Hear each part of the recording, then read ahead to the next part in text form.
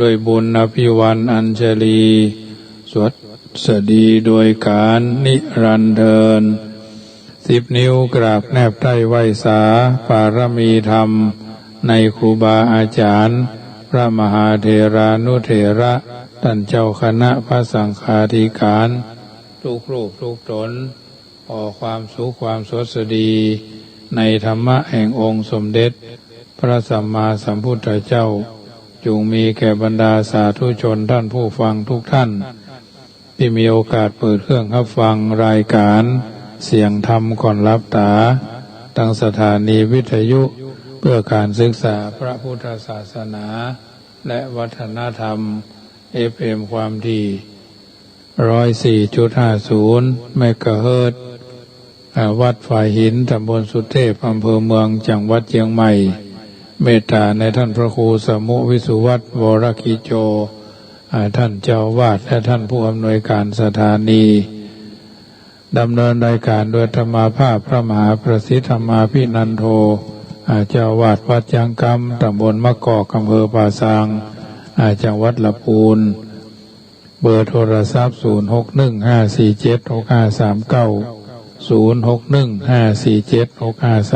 0615476539เป็นประจำเมื่อค่ำยามแลงของทุกวัน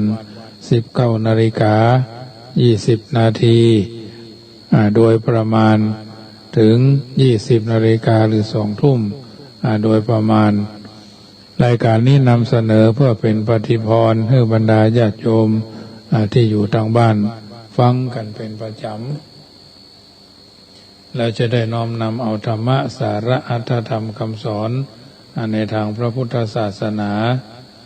เพื่อเป็นประทีปธรรมในการดำเนินชีวิตบ่ฮือผิดเพี้ยนบ่ฮือผิดพลาดคลาดเคลื่อนจากความเป็นจริงในน้ำธรรมคำสอนขององค์สมเด็จพระสัมมาสัมพุทธเจ้า 84,000 พระธรรมขันธ์เป็นธรรมะเป็นสรณะเป็นที่พึ่งเกิดประโยชน์โดยเฉพาะในด้านปัญญาอันเป็นความเชื่ออันเป็นความเลื่อมใสเป็นปัจจัยต่อความเพียรในการที่จะละบาปอกุศลที่เกิดขึ้นในแต่ละวันเอาท่านทั้งหลายก็ถือว่าได้ทำหน้าที่ของความเป็นชาวพุทธมีพระพุทธเจ้าเป็นผู้นำมีพระธรรมเป็นแผนที่มีพระอริยสงฆ์เป็นผู้ชี้ตัวเฮาคือแหล่งแห่งการทำดีและก็ทำชั่วดีชั่วอยู่ที่ตัวเฮาทำสูงต่ำอยู่ที่เฮาทำตัวนำธรรมคำสอนนั่นเป็นอาหารใจในการที่จะบำเพ็ญเพียรบำเพ็ญคุณงามความดีสร้างบารมีกับตัวกับตนของแต่ละคนแต่ละท่านในแต่ละวันแต่ละหน้าที่ของแต่ละคนแต่ละท่านก็ถือว่าเป็นส่วนหนึ่งที่จะนำไปสู่ในด้านเจริญกุศลคือความดีธรรมะอันเป็นส่วนดีในขณะที่อกุศลก็ตกไปใจมันเกิดได้ทีละอย่างจิตมันเกิดขึ้นได้ทีละอย่างจิตกุศลเกิดขึ้นจิตอกุศลก็ตกไปถ้าบ่เจริญกุศลคือความดีเกิดขึ้นอกุศลก็เข้ามาแทนมันเพราะว่าเหมือนความโลภความโกรธความหลงเขาเนี่ยการมาปฏิบัติธรรมการเข้าปฏิบัติธรรมการปฏิบัติธรรมที่บ้านก็เพื่อเข้าใจความจริงของชีวิตคือธรรมชาติเข้าใจในธรรมะก็คือเข้าใจในธรรมชาติของชีวิตธรรมะที่เป็นธรรมะที่เป็นธรรมธรรมโทษคือผลคือความทุกข์เพิ่นฮ้องว่าอกุศลธรรมอกุศลธรรมเหล่านี้เป็น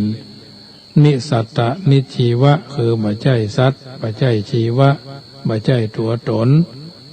กุศลธรรมหรืออกุศลธรรมก็ตามบ่ใช่สัตว์บ่ใช่บุคคลเป็นเพียงสภาพธรรมบุคคลที่น่าจะเข้าใจหันสภาพธรรมก็ต้องอาศัยการศึกษาการเจริญสติสัมปชัญญะนี่แหละเป็นการเข้าถึงธรรมความจริงของธรรมชาติ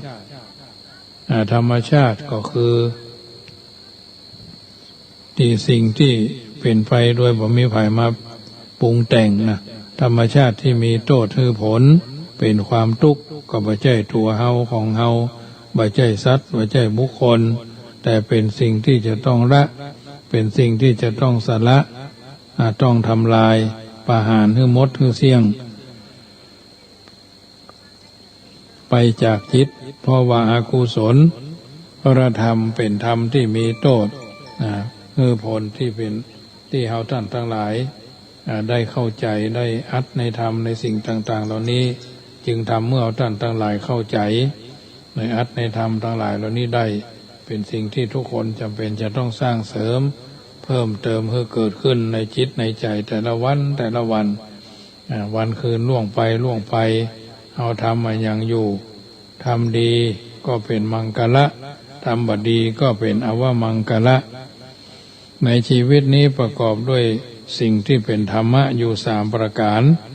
คือ1ที่เป็นอกุศลธรรมอย่าง1คือฝ่ายบดีที่เป็นกุศลธรรมก็คือฝ่ายดีที่เป็นอัพยากฤิอัพยากตะอย่าง1ในส่วนของกุศลธรรมคือจิตที่เป็นกุศลที่เป็นมหากุศลจิตที่เป็นมหากุศลนั้นเกิดขึ้นจากการที่บุคคลได้บำเพ็ญทานศีลภาวนาสภาพจิตก็เป็นมหากุศลเกิดขึ้นแล้วก็มีเจตสิกเข้าประกอบรวมแล้วมี38ชนิดด้วยกันเป็นองค์ธรรมปรมัตถ์ก็คือสภาพแท้ๆที่เรียกว่ากุศลคือความดีหรือความฉลาดกุศลธรรมสภาพแท้ๆเป็นห้องว่าองค์ธรรมได้แก่กุศลจิต21เจตสิก38ที่เป็นกุศลธรรมคือเป็นกุศลธรรมาธรรมทั้งหลายที่บ่มีโทษคือผลเป็นความสุขคือบ่ใช่สัตว์บ่ใช่ชีวะเนี่ยอันนี้โดยย่อที่ท่านทั้งหลายจะต้องนำไปพิจารณาในการดำเนินชีวิตของแต่ละคนแต่ละท่านเป็นลำดับลำดาไปอันนี้เป็นส่วนที่นำมาเอื้อนเจริญพรบรรดาญาติโยมสาธุชนได้ยินได้ฟังในการที่จะดำเนินชีวิตเอาไปตามลำดับแต่คืนนี้เรื่องของศีลคือศิลปะเนี่ยแต่ไล่ศีลธรรมคำสอนเนาะคืนนี้ก็จะได้ถึงว่าเพราะอิจฉาจึงตาร้อนนะเพราะอิจฉาจึงตาร้อนคนโบราณมักสอนลูกสอนหลานว่าความอิจฉาตาร้อนบดีบ่ควรไปอิจฉาตาร้อนไผควรจะอนุโมทนายินดีต่อเขาดีกว่าอย่างทำนองเนี้ยแสดงว่ามีความเข้าใจในคำนี้เป็นอย่างดีอิจฉาในคำพระใช้ว่าอิจฉาอิจฉาเนาะอิจฉาภาษาไทยอ่างสระอิจอจานฉอชิงสระอาอิจฉาในคำพระใช้ว่าอิจฉานะอ่างสระอิสอเสือ2ตัวสระอาหมายถึงความริษยาความบ่อยากให้คนอื่นได้ดีไปกว่าตัวเก่านิสัยหันเขาได้ดีแล้วทนอยู่บ่ได้เป็นดินต้วงตะควักตะขวงนะอยู่บ่ได้มีความงุดงิดงุ่นง่านนะอารมณ์พร่านไปหมดบางครั้งเขาติดต่อกันไปว่าอิจฉาริษยาเนี่ยอันการอิจฉาริษยาเนี่ยเป็นอุปกิเลสเป็นเครื่องเศร้ามองใจคือเมื่อเกิดขึ้นแล้วก็ทำให้ใจเศร้ามองขุ่นมัวบ่ผ่องใสบางครั้งเกิดปะทุขึ้นมาทำให้เกิดความโกรธบ่พอใจงุดงิดงุ่นง่านทุบตีเข้าของเสียหายหรือไม่ก็ไปลงหาเรื่องลุกรานคนที่ตนสามารถทำได้บางเตื้อผัวก็ไปวุ่นวายเมียสุมาเถอะเมียก็ไปวุ่นวายผัวเนาะไปลงผัวไปลงเมียไปลงผัวพ่อแม่ไปลงลูกบ่าวลูกสาวลูกบ่าวลูกสาวไปลงพ่อลงแม่ไปลงลงยายลงตาลงปู่ลงย่าเป็นอย่างนี้ก็มีนะ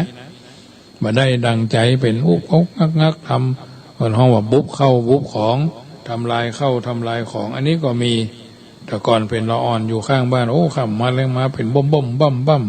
ตุ่มตั้มนะสมัยก่อนพ่ออาตมาก็มีนะเดือดเข้าบุ๊บหม้อบุ๊บไห่ก็มีสมัยนั้นเป็นหม้อดินเนาะ ลูกเจ้ามาก็ไปซื้อคนเดียวอย่าบางทีเขาสุมาเด้อบุ๊บหม้อสวยตีนหม้อล้างตีนนั่นนะก็แล้วผู้ก็ไปซื้อมาเปิดห้องว่าโอ่งไปซื้อหม้อโอ่งมาเป็นน้ำเอาไว้ล้างตีนนะเอาก็ตักเวลาจะขึ้นเงินประกอบล้างเท้าล้างตีนเนาะอันนี้เป็นต้นเพราะฉะนั้นทดแทนการที่ไปทำกับคนที่ตัวอิจฉาบ่ได้ไปลงที่ภรรยาลงที่บุตรธิดาลงที่บริวารลูกน้องประชดประชันเพราะใจงุดงิดแล้วก็ปราศจากสติเมื่อใจและความคิดสับสนควบคุมบ่ได้แล้วจึงไปทำสิ่งที่บ่เหมาะบ่ควรตามอารมณ์นั้นๆก็บ่อาจจะทำให้อิจฉาความริษยานี่ระงับลงได้บางเตื้อก็อาจจะกระทุ้งจิตบ้าคลั่งจนกึดทำลายล้างคนที่เขาได้ดีจึงเป็นศัตรูของคนของตนหรือเป็นคนที่ตนบ่ชอบหาทางทำลายล้างด้วยอุบายต่างๆหากประสำเร็จด้วยอุบายก็อาจจะลงมือทำร้ายเขาด้วยตนเองซึ่งหน้าทำนองเมื่อตัวเองบ่ได้คนอื่นก็บ่ควรจะได้ในจำต้องตายด้วยกันเนี่ยดังนั้นท่านจึงกล่าวเอาไว้ว่าความริษยาเป็นเครื่องทำลายโลกเป็นสิ่งที่ทำให้โลกวิบัติเพราะอิจฉาทำให้เกิดทุกข์เกิดความเดือดร้อนอย่างนี้จึงกล่าวว่าเพราะอิจฉาจึงตาร้อนคำว่าตาหรือตาในที่นี้หมายถึงคราวเวลาโอกาสตาร้อนก็หมายถึงข่าวเดือดร้อนเวลาที่ต้องเดือดร้อนคือเมื่อเกิดความอิจฉาขึ้นมาก็ถึงคราวหรือเวลาที่ต้องเดือดร้อนเพราะเมื่อหันคนอื่นได้ดีกว่าตนซึ่งตัวบ่มีหรือบ่ได้อย่างนั้นก็บอกว่าจะเป็นผู้ที่ตนชอบหรือบ่ชอบก็ตามก็ทนบ่ได้คือทนรู้หันเขาเสวยสุขสนุกสนานเพลิดเพลินเจริญหูเจริญตาบ่ได้หรือดีกว่าตัวไปบ่ได้งุดงิดงุ่นง่านประสบอารมณ์เมื่อเป็นอย่างนี้แสดงว่ามีความอิจฉาคนอื่นเป็นพื้นเมื่อเกิดขึ้นแล้วความทุกข์ก็เข้าเกาะกุมรุมใจเมื่อใจบ่สบายกายก็พลอยเป็นไปตามโดยอันที่จริงความอิจฉาเนี่ยสามารถควบคุมได้เมื่อหันเขาได้ดีก็เปิดใจให้กว้างจะได้หันความเป็นไปตามปกติของคนเฮานะยอมรับความจริงที่เกิดขึ้นกับคนอื่นซึ่งมีการพัฒนาขึ้นจนได้รับผลดีตอบแทนเมื่อเขาทำดีเขาก็ย่อมได้รับผลดีเมื่อได้รับความเจริญก้าวหน้าไปตามปกติธรรมดาว่าไผก็สามารถเป็นได้ทั้งนั้นเมื่อเขาได้ดีตัวแทนที่จะไปอิจฉาเมื่อเขาได้ดีแล้วแทนที่จะไปอิจฉาเขาควรจะชื่นชมควรที่จะชื่นชมยินดีในสิ่งที่เขาได้รับจะทำให้ตนมีความแช่มชื่นเบิกบานไปด้วยแต่การควบคุมความอิจฉาบ่ฮือเกิดขึ้นนี้มักจะกล่าวกันว่ายากนักหนาส่วนใหญ่เมื่อหันคนอื่นได้ดีแล้วจะบืนปากบุยปากสวุดสวือตืบตีนตืบมือใจพ้องยามักจะมองว่าเขาบ่ควรจะได้ที่เขามีที่เขาได้ก็เพราะว่าการทุจริตนะกะซื้อเพื่อนนะกะเพราะเมียมันรวยเพราะผัวมันรวยนะสมาธิเป็นลักษณะเนี้ยตระกูลมันรวยเงินสมบัติเก่าเขานะกะอย่าไปว่าเขาเพื่อนนะมีการหันแก่พวกผู้ใหญ่หรือผู้มีอำนาจในการบ่ยุติธรรมหรือคิดว่าเขาใช้อำนาจนะมันถึงไม่กินเงินตรงนั้นตรงนี้นะกะทุจริตกันนะกะโกงกันนะกะเนี่ยลักษณะเนี้ยกินตะฮือไปหู้ว่าเนี่ยเราเข้าทำนองนี้หรือคิดว่าเขาใช้อำนาจในอิทธิพลบังคับใช้เงินใช้ทองหวานจึงได้มาอย่างทำนองนี้เมื่อพออย่างนี้ก็สรุปว่าเขาบ่ควรได้จึงทนบ่ได้อยู่ในเป็นหุ่นบึ้นบั่นนะละวุ่นละวือนะไว้เป็นไปตามนั้น นุโมทนากับโยมแม่เรนูก้อนแก้วเนอที่โทรศัพท์เข้ามาตะกี้เขาจะเดือดร้อนเขาจะปฏิเสธดีได้มาก็หาไม่เขาจะเป็นทุกข์งุดหงิดก็หาไม่ผู้อิจฉาเขาต่างหากที่มีตาห้อนไปตามลำพังใจงุดหงิดอยู่ตามลำพังคนที่ได้ดีเขาหู้ว่ามีคนตาร้อนเพราะอิจฉาเขาอาจจะไข้หัวใส่เนาะเขาอาจจะไข้หัวใส่หัวเราะใส่เย้ยเนาะหัวเราะเยาะเย้ยวานเด้อก็จะทำให้มีการคิดบดีในทางที่บ่สร้างสรรค์จะทำให้เกิดความสับสนโดยประการละทั้งหลายสิ่งต่างๆเหล่านี้ก็ถือว่าเป็นส่วนหนึ่งที่เราท่านทั้งหลายจำเป็นจะต้องนำพาเอาอัตถธรรมคำสอนเหล่านี้มาเป็นปฏิภรณ์สอนคิดสอนใจให้เราท่านทั้งหลายได้หู้ได้หันได้เข้าใจในสิ่งต่างๆเหล่านี้จึงจะเป็นมงคลในการดำเนินชีวิตของเราท่านทั้งหลายเป็นลำดับไปเพราะนั้นสิ่งต่างๆเหล่านี้ถือว่าเป็นส่วนหนึ่งที่ทุกคนจำเป็นจะต้องนำมาปรับปรุงเปลี่ยนแปลงแก้ไขในการดำเนินชีวิตของเราแต่ละคนแต่ละท่านแต่ละวันเพราะฉะนั้นการพอตัวเองนั่นแหละอาจจะถูกต้องก็ได้ไปพอคนอื่นผิดหมดตัวเองถูกคนเดียวนี่แต่เมื่อเขาได้ดีมาแล้วตัวจะทำมาได้ตัวจะไปทำมันอย่างได้จะไปแก้ไขหรือไปต่อว่าเขาเนาะหรือไปอิจฉาเขาก็จะเดือดร้อนเขาก็จะปฏิเสธที่ดีได้มาก็มาได้เขาจะเป็นทุกข์งุดหงิดก็หาบ่ได้ผู้อิจฉาเขาตาหากที่มีตาร้อนไปตามลำพังมีใจงุดหงิดอยู่ตามลำพังหากคนที่ได้ดีเขาหู้ว่ามีคนตาร้อนเพราะอิจฉาตนอยู่เขาอาจจะหัวเราะเยาะเย้ยหรือพูดเยาะเย้ยฝากคนอื่นไว้คนที่อิจฉารู้แล้วงุ่นง่านเพิ่มขึ้นแถมก็ได้แล้วเรื่องอะไรยังจะไปอิจฉาเขาเมื่อบ่อาจจะยินดีกับเขาได้ก็นิ่งเฉยเสียทำเป็นบ่ฮู้บ่ชี้เสียก็บ่ต้องมีอย่างมากึดมาติดมาค้างอยู่ในใจแต่ถ้าทำบ่ได้มีเงื่อนไขมีข้ออ้างมากมายแล้วไปอิจฉาเขาก็รับภาวะตาร้อนไปข้างเดียวโดยมีที่ไผก็ช่วยอันยังบ่ได้บ่ใช่เฉพาะคฤหัสถ์ชนเท่านั้นที่มีความอิจฉาริษยาอาฆาตพยาบาทจองเวรกันแม้แต่พระสงฆ์ครั้งพุทธกาลก็มีอย่างเหลือเชื่อมีความอิจฉาริษยาชาวบ้านไปกับพระรูปอื่นโดยคิดว่าการพอข้ามคนตนโดยบ่หันความสำคัญของตัวไปเมื่อทำกับพระบ่ได้ก็หันไปเล่นงานชาวบ้านปูจากระทบชาวบ้านที่อุปถัมภ์ตนมาชาวบ้านก็ต้องปล่อยไปเมื่อถูกพระสงฆ์ลงโทษก็กลับไปขอโทษชาวบ้านแต่บ่กล้าเข้าหน้าชาวบ้านทำให้ตัวเดือดร้อนต้องเปิ้งพระโดยการไปช่วยออกหน้าขอโทษชาวบ้านได้อันเป็นบทเรียนชีวิตที่สำคัญ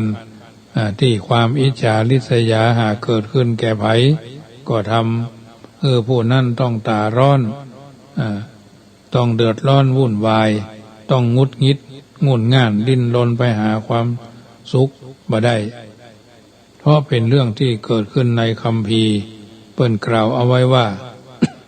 ในมัชชิกาสันทนครมีคฤหัสถ์ชาวบ้านคนหนึ่งชื่อจิตตคฤหบดี วันหนึ่งคฤหัสถ์บดีนั้นหันพระมหานามเถระผู้เป็นองค์หนึ่งในพระปัญจวัคคีย์บิณฑบาตอยู่ในเมืองเกิดศรัทธาเลื่อมใสในอิริยาบถและสมณะสารูปของท่านจึงรับบาตรแล้วนิมนต์ให้ไปฉันที่บ้านของตนเมื่อพระเถระฉันแล้วได้นิมนต์ให้ท่านแสดงธรรมให้ฟังขณะที่ฟังเทศนาจิตตคฤหบดีสั่ง ได้ส่งจิตไปตามกระแสธรรมเทศนาแล้วบรรลุโสดาปัตติผล เป็นผู้มีศรัทธามั่นคงในพระรัตนตรัย ต้องการที่จะทำบุญให้ยิ่งขึ้นไป ถึงจึงถวายส่วนอัมพาตกะวันอัมพาตกะวันของตน แต่แด่พระเถระเพื่อสร้างวัดเมื่อพระเถระรับแล้วก็ดำเนินการสร้างเป็นสังฆารามเป็นที่อยู่วัดนั้นเมื่อสร้างแล้วก็ได้ชื่อว่าวัดมัชชิกาสันวัดมัชชิกาสันเป็นวัดที่ใหญ่โตเป็นวัดที่เปิดให้สำหรับภิกษุผู้มาจากทิศทั้งสี่โดยมีพระสุธรรมเถระเป็นเจ้าอาวาสองค์แรกพระสุธรรมเถระเป็นช่างก่อสร้างไปรับบิณฑบาตที่บ้านจิตตคฤหบดีเป็นประจำจิตตคฤหบดีมีความศรัทธาไว้ใจในพระสุธรรมเถระมากเมื่อนิมนต์พระสงฆ์ขึ้นหรือเชิญผู้ใดไปวัดที่จะบอกพระเถระก่อนก็เป็นอันบ่มีต่อมาพระเถระหลายรูปด้วยกันเช่นพระสารีบุตรพระมหาโมคคัลลานะพระมหากัจจายนะพระอุบาลีพระอานนท์พระราหุลไปเที่ยวจาริกเรื่อยไปจนถึงมัชชิกาสันดานครจิตตคฤหบดีทราบข่าวก็ดีใจได้ไปหาพระเถระต่างหลายถึงที่พักแล้วนั่งณที่สมควรด้านหนึ่งพระสารีบุตรได้กล่าวธรรมีกถาแนะนำจิตตคฤหบดีให้หันแจ้งให้สมาทานให้อาถรรพ์ให้ร่าเริงเป็นที่ปราบปลื้มแก่คฤหบดีเป็นอย่างยิ่งจึงได้ไปกราบนิมนต์พระเถระกับพระสงฆ์ทั้งหมดไปฉันที่บ้านของตนในวันรุ่งขึ้นเมื่อท่านรับแล้วก็กราบลาไปที่วัดของตนนิมนต์พระสุธรรมเถระไปฉันที่บ้านตัวพระสุธรรมเถระคิดอย่างน้อยใจว่าแต่ก่อนจิตตคฤหบดีประสงค์จะนิมนต์พระหรือเชิญผู้ใดต้องมาบอกเฮาก่อนเฮาก็จะเป็นสื่อทำให้เดี๋ยวนี้คฤหบดีบอกเฮาละก่อนไปนิมนต์พระเถระอาคันตุกะเป็นการข้ามหน้าเฮาแสดงว่าลบหลู่เมินเฉยบ่พอใจในตัวเฮาจึงเกิดอารมณ์โกรธบ่พอใจในคฤหบดีหันว่าไปเอาใจอาคันตุกะมามากกว่าตนจึงซึ่งตนยอมบ่ได้จึงบ่ยอมรับนิมนต์ที่เกิดอย่างนี้ก็โดยเกิดความอิจฉาในพระมหาเถระอยู่ในใจแม้จิตตคฤหบดีจะนิมนต์หลายเตื้อโดยความเคารพก็ยังปฏิเสธเหมือนเดิมคฤหบดีจึงคิดว่าท่านจะรับนิมนต์หรือไม่บ่รับนิมนต์ก็ทำอย่างเฮาบ่ได้จึงกราบลาออกไปด้วยความพอใจที่จิตตคฤหบดีตอนรับได้เอาใจใส่พระมหาเถระทั้งหลายเหมือนพอข้ามตนไปทำให้พระสุธรรมเถระเกิดความงุดงิดแต่ก็ทำอย่างพระเถระทั้งหลายบ่ได้ในวันรุ่งขึ้นคิดว่าเฮาบ่ได้ไปก็จะบ่ฮู้ว่าคฤหบดีจัดอย่างถวายพระอาคันตุกะพ่องจำต้องไปดูให้รู้แน่จึงถือบาตรไปบ้านของคฤหบดีแต่เช้าตรู่ก่อนที่พระเถระทั้งหลายจะมาถึงจิตตคฤหบดีออกมาต้อนรับแล้วนิมนต์ให้ไปเข้าไปนั่งแต่พระสุธรรมปฏิเสธว่าบ่นั่งออกไปบิณฑบาตแล้วเดินดูอาหารที่เขาจัดไว้เมื่อหันอาหารและสิ่งของอันประณีตมากมายก็ทนดูบ่ได้ยิ่งเกิดความอิจฉาริษยาแล่นแค้นจับแค้นมากขึ้นจึงกล่าวเสียดสีคฤหบดีอย่างขาดของสำคัญอย่างหนึ่งไปคฤหบดีก็ถามว่าขาดอะไรยังพระสุธรรมเถระกล่าวว่าสิ่งสำคัญที่ขาดไปก็คือขนมแดกงาจิตตคฤหบดีได้ยินนั้นก็รู้ว่าพระสุธรรมเถระเสียดสีตนจึงกล่าวจึงอย่างนอบน้อมว่าท่านขอรับเมื่อพระพุทธพจน์ก็มีตั้งมากมายแต่ท่านไม่ได้กล่าว ระพุทธพจน์เลยกลับมากล่าวว่าขนมแดกงาท่านขอรับเรื่องเคยมีมาแล้วพ่อค้าทางใต้ได้ไปค้าขายทางภาคตะวันออกหมู่เขานำแม่ไก่มาจากที่หั่นต่อมาแม่ไก่นั้นไปสมสู่กับพ่อกาแล้วออกลูกมาคราวที่ลูกไก่นั่นจะร้องอย่างกากับร้องเป็นเสียงกาปนไก่คราวที่ต้องการขันอย่างไก่กับขันออกมาเป็นเสียงไก่ปนกาฉันใดก็ฉันนั้นเมื่อพระพุทธพจน์มีมากมายแต่พระคุณเจ้ากับอู้อันหยังว่าขนมแดกงาพระเถระได้ยินนั้นก็โกรธลืมตัวข้าบดีว่าข้าบดีถ้าอาตมากะนี่หรอนั่นเป็นวัดของท่านอาตมาไปบ่อยู่แล้วแม้ข้าบดีจะทัดทานฮื้ออยู่ต่อไปก็บ่ยอมได้เดินทางไปยังเมืองสาวัตถีเข้าไปเฝ้าพระพุทธเจ้าแล้วกราบทูลเล่าเรื่องที่ตนกับคฤหบดีอู้กันพระบรมศาสดาทรงสดับแล้วทรงตำหนิพระสุธรรมเถระอย่างยืดยาวว่าทำไมทำไม่เหมาะไม่สมไม่ควรมิใช่กิจของสมณะไม่ใช่ไม่ได้ใช้ไม่ได้ควร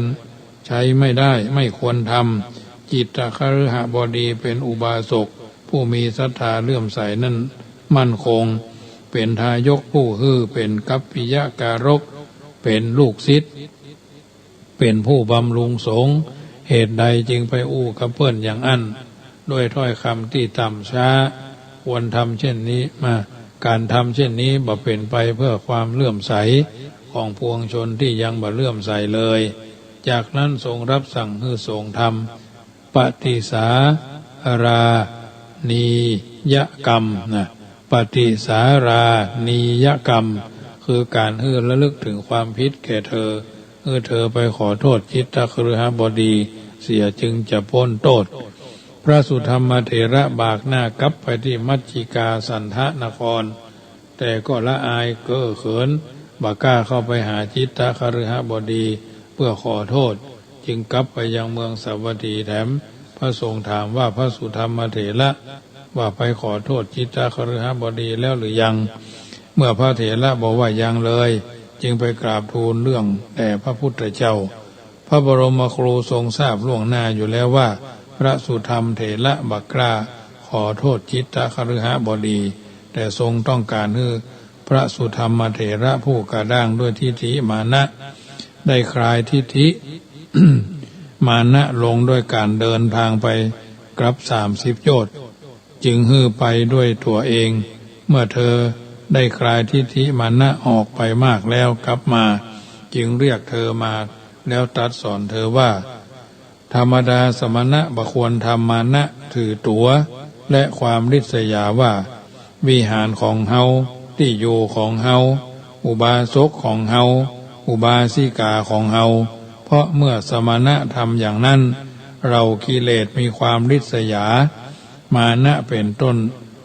จักเจริญขึ้นจึงมีพระพุทธพจน์คาถาว่าอสันตังภาวะมิจฉายะ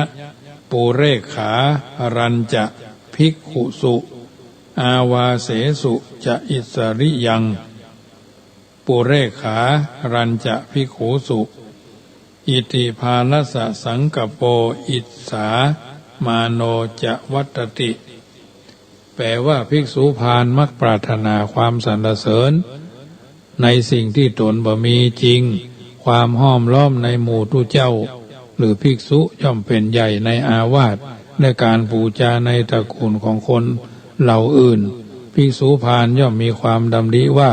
คฤหัสถ์และบรรพชิตทั้งสองฝ่ายจุงเข้าใจว่างานที่สำเร็จแล้วเป็นเพราะอาศัยผู้เดียวคฤหัสถ์และบรรพชิตเหล่านั้นจงอยู่ในอำนาจของเขาแต่ผู้เดียวในบรรดากิจน้อยกิจใหญ่ทั้งหลายว่ากิจอันยังก็ตามความอยากและความถือตัวของเธอย่อมขยายตัวขึ้นจากนั้นพระบรมศาสดาสัมมาสัมพุทธเจ้าได้ส่งเธอไปขอโทษจิตตคฤหบดีกับพระอนุทูต รูปหนึ่งเพื่อเป็นเพื่อนและเป็นสักขีพยานเธอจึงกล้ากลับไปเมื่อไปถึงบ้านคฤหบดีแล้วพระสุธรรมเถระได้ทำคืนอาบัติในครองจักษุของคฤหบดีแล้วกล่าวคำขอโทษคฤหบดีก็ยกโทษเธอก็พ้นจากโทษปฏิสารานิยกรรมจากนั้นก็ตั้งตัวตั้งตนอยู่ในความบประมาทตั้งใจบำเพ็ญสมณธรรมตามพระพุทธโอวาทในพระบรมศาสดาสมณโคดมสัมมาสัมพุทธเจ้าโดย2-3 วันต่อมาเธอก็ได้บรรลุอรหัตผลพร้อมด้วยปฏิสัมภิทาเพื่อความอิจฉาหมดไปความตาร้อนก็หมดเสี่ยงไปดังที่ได้กล่าวมานี้ญาติโยมสาธุชนท่านผู้ฟังทั้งหลายได้ยินได้ฟังอรรถธรรมคำสอนส่วนแห่งการเข้าใจเรื่องอิจฉาริษยาวันพรุ่งนี้ก็พากันฟังที่ขึ้น96เนอะเวลาบ่าย2 โมงถึงบ่าย3 โมงวันจันทร์วันการวันพุธเนาะ3 วันรวดก็จะได้เข้าใจในอัตในธรรมในสิ่งต่างๆเหล่านี้เพราะฉะนั้นเราตั้งใจฟังแล้วค่ำคืนนี้ก่อนจะนำรายการจากท่านไปก็ขอประชาสัมพันธ์เนอะวัดจังกรรมเชิญร่วมทำบุญเป็นเจ้าภาพกองกฐินซึ่งปีนี้ก็มีญาติโยมในที่ทั้ง4มาร่วมมีเจ้าภาพเป็นกิจลักษณะตั้งความปรารถนาว่าญาติโยมมากินมาทานสละปัจจัยกันคนละเล็กคนละน้อย 2,564 ของละ99 บาทเพื่อจะได้เห็นการต่อหน้ามุกเตินของกุฏิก็โดยว่าสภาวะไวรัสโควิดเกิดขึ้นตั้งคณะกรรมการหมู่บ้านในหมู่บ้านบ้านพระบาทพระมูลบ่อหินหมอแพทย์พยาบาลระดับตำบลมะกอกนี่ก็มีข้อกำหนดกฎเกณฑ์ว่าท่านผู้ที่บ่ได้ฉีดยาก็ของดเว้นการเข้าพื้นที่ในอำเภอป่าซางโดยเฉพาะที่ตำบลมะกอกนี้โดยเพื่อความสบายใจท่านที่ฉีดยาแล้วก็บ่เป็นหยังสามารถผ่านไปมาได้เนาะตามกฎตามกติกาซึ่งทั้งนี้ทั้งนั้นเอาอยู่ในบ้านเมืองต้องมีกฎมีกติกามีระเบียบทางราชการเพิ่นกำหนดมาพ่อหลวงนายแผนผู้อำนวยการรพสตตำบลมะกอกก็ดีอสมก็ดีกำนันก็ดีเทศบาลก็ดีเพิ่นมีมติอย่างอีจึงแจ้งให้ญาติโยมสาธุชนได้ทราบแต่ใจมาบ่ได้มาก็บ่มีความสำคัญญาติโยมถ้าเอาจะขินจะทานก็สามารถแจ้งวัตถุประสงค์และเป้าหมายได้ช่วงเจ้าก็ทานกฐินก็คงใช้เวลาประเมินนะถ้าญาติโยมมากันหลายมันมีข้อปัญหาทุกที่ก็บ่อยากจะฮื้องานทำบุญกฐินยืดเยื้อเท่าใดนักก็ใช้เวลากระชับ